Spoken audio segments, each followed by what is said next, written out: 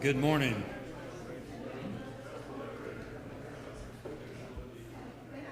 Good morning and welcome to our August Sunday School series. It's been a long time in the works, it seems. Late spring, when I was approached about doing something for prison ministry, my mind started to spin pretty quickly. I started thinking of all the possibilities. I thought of that traveling drama group that's out at Ellsworth, but then I remembered we'd had them come at one time. And then I heard that there was a speaker that went to Bethel College Life Enrichment Center on their series, and I wasn't able to go that time, so immediately after that I was on the hunt to look up Floyd Bledsoe. So I got in touch through OVM, made a phone call, and immediately Floyd was willing to accept the invitation. And through a few emails, and we even had breakfast together to get a little bit better acquainted. And so now here we are today. So Floyd's been out of prison just 2 years, and yet he's done a remarkable transition. He's remarried, bought him a home. He's secured a good job at Siemens in Hutchinson, has a baby on the way. I think he's making up for some lost time. So Floyd, welcome, and come on up here and just share with us how God's been working through you in the last 16 years. And if there's questions afterwards, I think Floyd might welcome some of that. Let's bow for prayer. Father, this morning we just ask for your presence to be here. We just thank you for the way you work in each one of our lives, and just be with Floyd as he shares his story with us. Thank you for your love. In Jesus' name, amen. Amen. It's all yours, Floyd. Thank you, Bob. How's everybody doing this morning? Good. Now, what time do I need to be done here, Bob? About 45 minutes. Okay. I just want to make sure I don't want any tomatoes thrown at me or anything. As Bob pointed out, I've spent 16 years in prison. Not too unusual for a lot of people in the state of Kansas. There's a lot of people, in case you guys didn't realize, there's a lot of people locked up in prison. Hutch houses about 1,800 to 1,900 guys between the max, minimum, and medium facilities. In Lansing, it houses, or at one point in time, it housed almost 2,400. And I do apologize, I've forgotten how much El Dorado houses, but it's quite a few. I'm sure you guys have seen El Dorado on the news, where they've had a lot of issues with gang violence and just overcrowding, short staff. Prison's not a nice place, okay? Most of the time you don't go there for doing right things, you go there for doing wrong things. In 1999, a young girl went missing.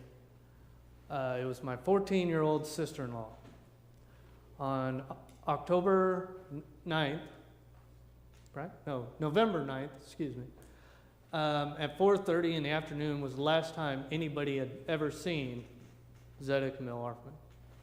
She got off the bus, we know, at 4:20 because the bus driver told us what time that she had dropped her off, and that was the last time anybody had ever seen her. My mother-in-law and us searched for the next 3 days, over and over and over again, to no avail.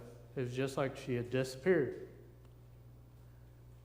Well, early mornings of Sunday, or Monday morning, which would have been late Sunday night, a young man goes to the Jefferson County Police Department up in Oskaloosa, which is in northeast Kansas, and turns himself in. He makes 3 phone calls, 2 to his pastor and 1 to his parents. To his pastor, he says, "Hi, this is Tom. Sorry I lied to you. I know where Camille is. I'm going to turn myself in. I'm going to pay for it for the rest of my life. I wish I could turn back the hands of time, but I can't. As I sat there thinking about what I had done, I'm sorry. I'm going to pay for it for the rest of my life." Hangs up, calls his father, calls Jim Bullinger back again, and says virtually the same thing. He apologizes for what he done. He understands if Jim couldn't forgive him, he asks the church to forgive him. He asks God to forgive him. Okay? Now let me pause right there. Is there anybody that would say that's not a confession? Okay, just checking. We just want to make sure. I do want to apologize if there are any prosecutors or law enforcement. I am not here to bash anybody, okay? I do want to put that out there. So he goes, his parents tell him to wait there. They go get him a attorney, and with his attorney, they take the sheriff's officers to where he had placed the body. He told them he had killed her. Said he had done it with the murder weapon that he bought 2 weeks prior, that nobody knew he had except for him. Bullets that he had used that day. Gave him everything. Should have been over, right? Unfortunately, not in Jefferson County. After 7 days in jail, or thereabouts, 5 to 7 days, he decides he didn't like jail. He says, "I didn't do it. My brother did it." And they were like, "Okay, well, how did you know all this?" "Oh, he confessed to me on the side of the road." They were like, "Okay, well, when did he do this?" And he said, "Oh, about 2:30 in the afternoon." Detective Carino says, "Are you sure it was at 2:30? He's like, "Yep, positive." And he says, "You're absolutely sure?" He's like, "Yep." He goes, "Tom, you're lying." He goes, "No, I'm not." And he goes, "Yes, you are. You want to know how I know you're lying?" He goes, "How?" He said, "Floyd was sitting in my patrol car at 2:30 in the afternoon." Tom said, "Well, had to be earlier." Randy said, "Yeah, had to be." Tom backed it up to 2 o'clock, 1:30, 1 o'clock, and then sometime between 11 and 2. Because Randy kept saying, nope, he was here, he was there. We were there with him. Randy Carino at my trial testified that he gave Tom facts to make his story more believable. The same person who had heard him confess gave the man facts to make his story more believable against me. Well, fast forward a little bit. The same night that they dropped the charges against my brother, the same night that he decided, "Hey, I didn't do it, my brother did it," they called me in. They said, "We want you to take a lie detector test." So I went in, took a lie detector test. I had no attorney, folks. I had nothing to hide. Went in, took the lie detector test. KBI agent KBI agent Johnson said, after all the tests were conducted, told me that I had failed, that Tom had passed. I said, "There's no way." He said, "Yep, these tests do not lie." I want you to remember that, because we're going to come back to that. So they arrest me, and they release Tom that night. We go to trial. Jury finds me guilty. But right before the jury finds me guilty, the prosecutor says, "I can't tell you when he did it, how he did it, how he returned the gun, or even how he got the gun, but I'm telling you Floyd Bledsoe did it." That is the fact. His words, straight out of the transcripts. Number one thing the prosecutor cannot do is tell the jury what facts are or facts are not. That is totally in the scope of the jury. People like you to decide what's true, what's not. The prosecutor made up a complete fabricated lie, quote unquote, Judge Rogers, on my federal appeal. A complete lie about the events that transpired. Well, the jury comes back with a guilty verdict, and I go to prison. And while I'm in prison, I learn about a very key thing: forgiveness. Forgiveness is not, folks, allowing the offender to go free. Forgiveness is about allowing the person who's been hurt walk out free. Unforgiveness is like a jail cell. You sit there and you're hurting. You want the people that have harmed you to feel that same pain, just so that you know that it's real, so that you can feel that being able to relive again, if you will. I don't know if anybody's ever in here has ever struggled with unforgiveness. I have. But when my direct appeal got denied in 2002, my parents came, and I was in a depression, somewhat. But I enrolled in a program called Bondage to Freedom. And in it, it was telling you about what forgiveness can do and how it can help you. I went to the first day, heard how forgiveness will open doors and just allow you to go free and all that. And so I went to it, and my parents were coming up the next morning, and I was like, yeah, that's what I'm going to do.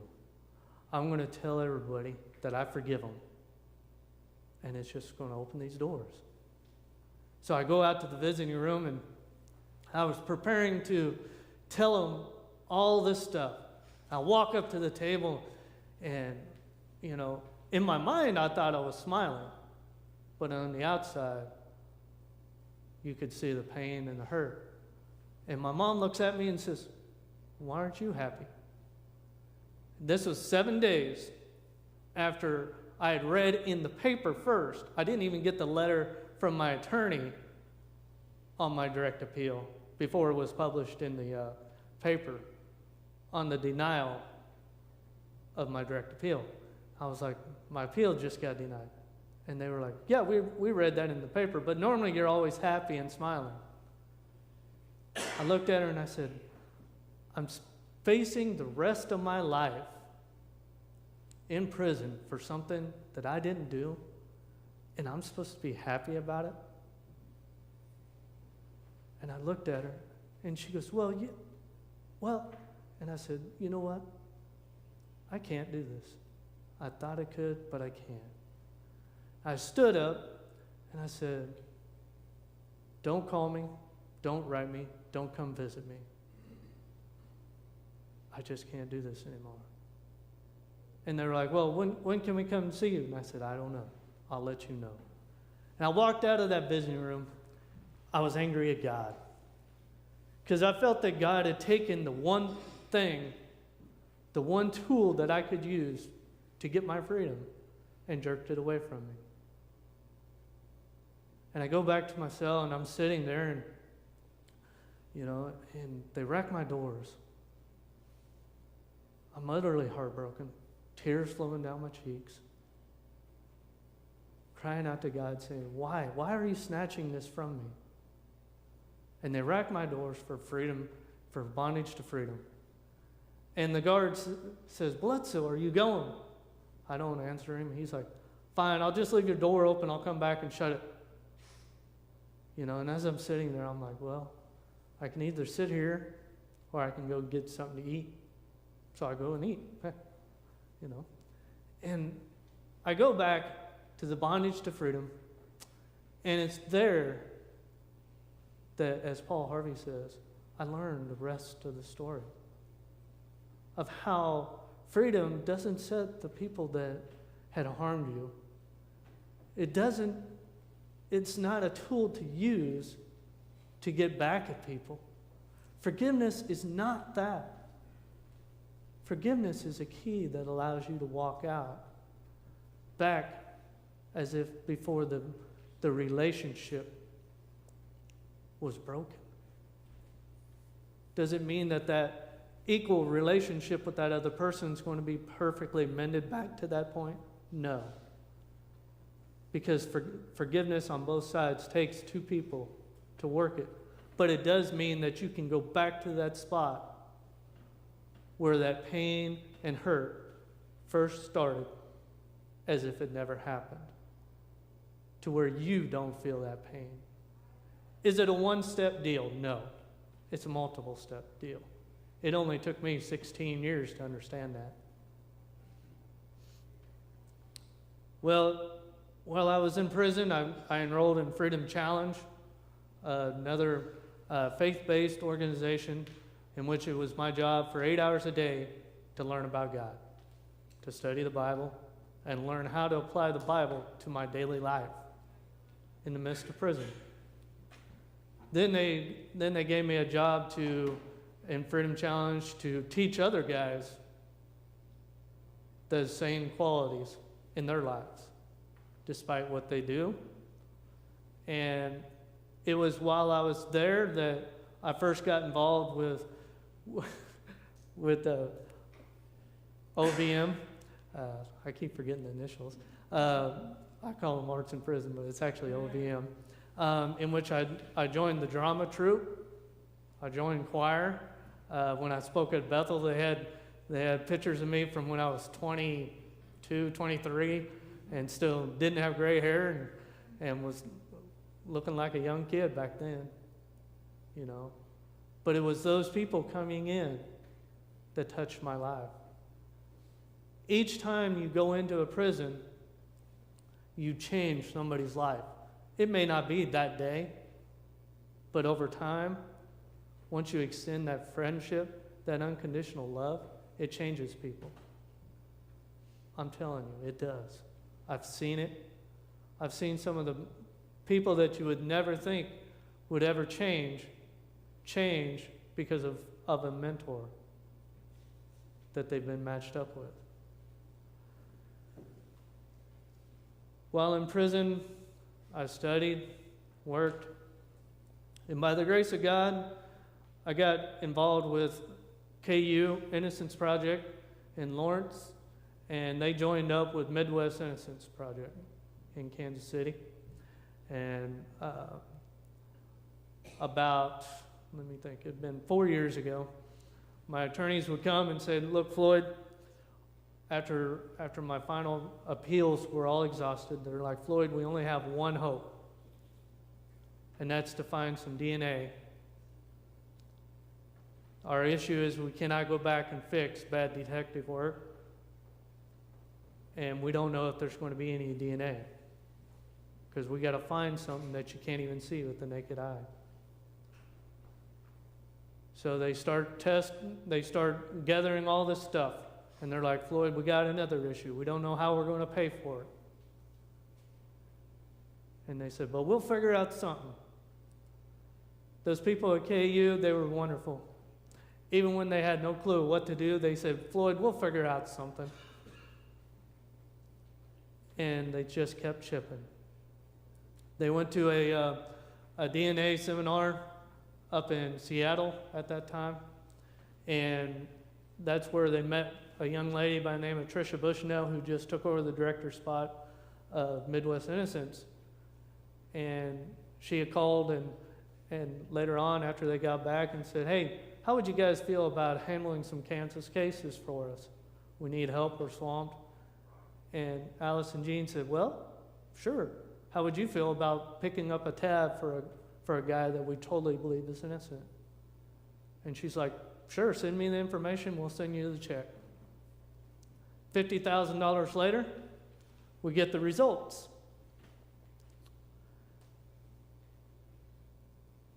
Now, in a matter of 1 year, a lot of things changed for me. We get the results back from the DNA, and before we got the results back, the DNA lab says, hey, we need the sexual assault kit. And Alice says, there was none. They tested it and said it was negative. And the technician lady says, don't let them tell you that. Let us tell you that. She's like, okay, well, we'll see if we can find it. 3 months later, the Jefferson County Sheriff's Office finally finds it, turns it over. They send it, comes back. They found my brother's DNA on that kit. One of the swab that they had tested was only half there. The KBI had tested the other half. And so we had Tom's DNA. We checked her clothes, and we found something that we really didn't expect to find. On the back of the pant legs right here, on both of them, we found an individual's DNA that the number was so high that you would have to circulate the population of the earth twice, I believe it was. It was 1 in 6 sextillion chances of it being somebody else. And it was my father's DNA. For 16 years, I couldn't understand why my parents never wanted to talk about the issue at hand, why I was in prison. It's our belief that my father had helped Tom at some point in time conceal the crime. Well, my attorneys turned it over to the then prosecutor, or the new prosecutor in Jefferson County, Jason Belleville, and Jason says, wow, he's speechless. And he calls all the detectives that were involved in my case and said, I want you guys to tell me about this Floyd Bledsoe case. And every one of them said, he's guilty. We got him. You don't have nothing to worry about. There's nothing that they can show that proves otherwise. He said, really? And they're like, yep. He said, how do you explain this? And he lays down the report. I kind of wish I was there. I would have loved to have seen their faces when they said, of course they said, oh, well, that don't prove nothing. That don't prove, we think they all had involvement in it. After all, he failed the polygraph. They held on to that polygraph. And Jason said, well, yeah, how in the world did he fail that polygraph? And so he went back to my attorneys, and my attorneys are like, look, we don't know, but something's not right. Jason kept relying on it. He was like, well, why don't we just have the KBI look at that polygraph then? And my attorneys were like, okay. So they gave him a copy of it. They sent it back to the KBI. And the KBI polygrapher, Mr. Johnson, had since retired. They had to go and find an old school polygrapher that could even read it. And he says, oh no, this guy passed and Tom actually failed. To which the county attorney said, what? To which all the KBI agents said, what? Yeah. And they said, Floyd's was designed so that he would fail. They were a compounded question. A compounded question like, is it 100 degrees outside right now and sunny? Well, if you answered, yeah, it's sunny, but it's not 100 degrees, you know. Or is it 100 degrees outside and is it cloudy?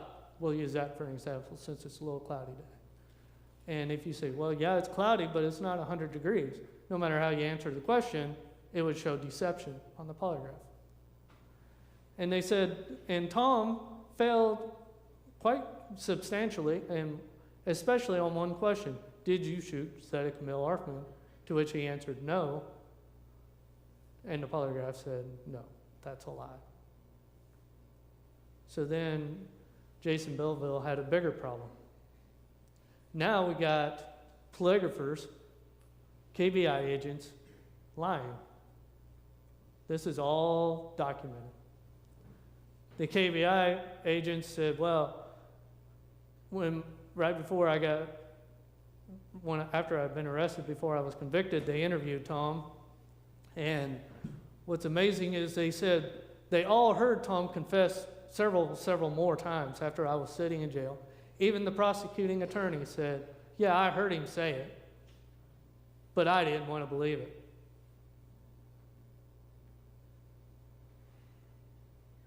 So my attorneys filed the motion for my release. Jason Belleville at first drug his feet, and then we get a report out of Leavenworth County about a young man who had committed suicide in the Walmart parking lot.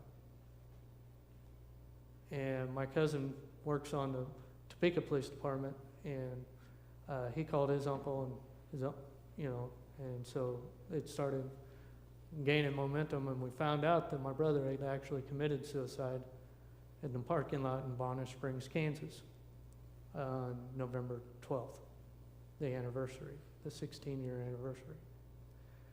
But before he did, he left 3 notes. One to my parents, one to his wife, and one titled, "To Whomever Cares," in which he outlines exactly what happened. Jefferson County, she was shot 4 times, but they could only find 3 shells. They never could find the 4th shell. And in his suicide note, Tom said, if you want to know how everything I'm saying is true, here's where you'll find the 4th shell within 20 yards of this spot. They found it within, I think it was like 10 yards of where he said it'd be. In it, he says that he sent an innocent man to prison. He said he asked for God to forgive him, but he didn't believe that God. And if he sat in a church pew any time more than just 2 Sundays, he should have understood that very thing, that God would forgive him. If you're sitting here this morning and you think that your whole responsibility is just to fill that seat, you're wrong. Your responsibility is not to sit there and shell out money. Your responsibility is to go out and tell others about what God can do for them, how God loves them, despite what they do. Our entire Bible is full of people that has made catastrophes of their lives and other people's lives. And those are called the heroes of faith in Hebrews 11. Your responsibility, folks, and this will be my last chastisement of you, is not just to sit here and do nothing. Your responsibility is to go out and tell others. The Bible says, when you do it to the least, you do it unto me. The least. You know, recently in Lansing, they had a church that honestly voted, and then I'll quit, that honestly voted to quit going into the prison because there's sex offenders there. Hello, folks. Most generally, 95 to 97% of the guys that are there because they deserve to be there. And guess what? They've done some horrendous things. But the power of God can change.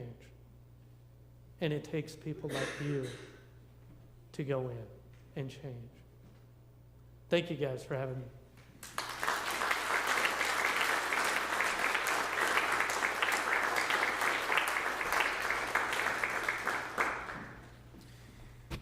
One of the things I just wanted to mention was Floyd didn't have that big stamp on his walking papers that said felony on there.